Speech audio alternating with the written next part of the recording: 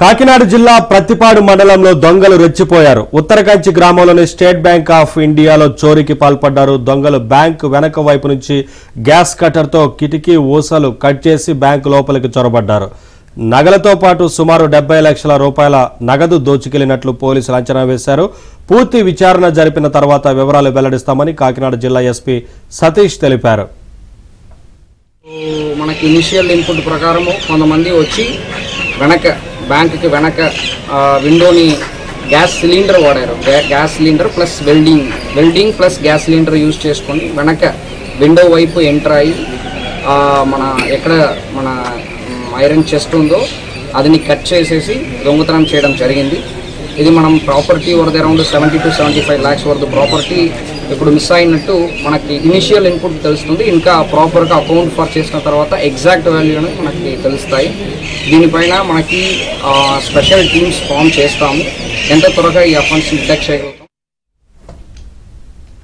కాకినాడ జిల్లా ప్రతిపాడు మండలంలో దొంగలు రెచ్చిపోయారు. ఉత్తరకంచి గ్రామంలో స్టేట్ బ్యాంక్ ఆఫ్ ఇండియాలో చోరీకి పాల్పడ్డారు. దొంగలు బ్యాంకు వెనుక వైపు నుంచి గ్యాస్ కట్టర్తో కిటికీ ఊసలు కట్ చేసి బ్యాంకు లోపలికి చొరబడ్డారు. నగలతో పాటు సుమారు 70 లక్షల రూపాయలు దోచుకు వెళ్లినట్లుగా పోలీసులు అంచనా వేస్తున్నారు. ఇదే అంశానికి సంబంధించి మరింత సమాచారాన్ని మా కరెస్పాండెంట్ అప్పారావు నాయుడు తెలుసుకుందాం. అప్పారావు, దోపిడీకి సంబంధించి అప్డేట్స్ ఏంటి? నిజమా, కాకినాడ జిల్లాలోని ప్రతిపాడులోని ఉత్తరకంచి గ్రామంలో గల స్టేట్ బ్యాంక్ లో దొంగలు రెచ్చిపోయారు. ఏకంగా 6 వరకు దొంగలు ఇందులో పాల్గొని మొత్తం దాదాపు బ్యాంకు అడ్డంగా దోచేశారని చెప్పాలి. బ్యాంకు దొంగతనం సమయంలో వెనక వైపు ఉన్న కిటికీ గ్రిల్స్ ను గ్యాస్ కట్టర్లతో కట్ చేసి లోపలికి ప్రవేశించారు.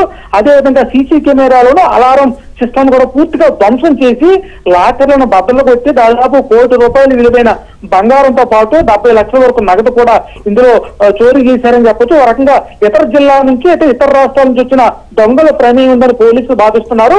బుధవారం అర్ధరాత్రి సంఘటన జరగా గురువారం ఉదయం బ్యాంకుకి యథావిధిగా వచ్చిన సిబ్బంది చోరీ జరిగిన విషయం చూసి అవాక్కయ్యారు. మొత్తం అలారం వ్యవస్థని సీసీ కెమెరాలో పూర్తిగా ధ్వంసం చేశారు.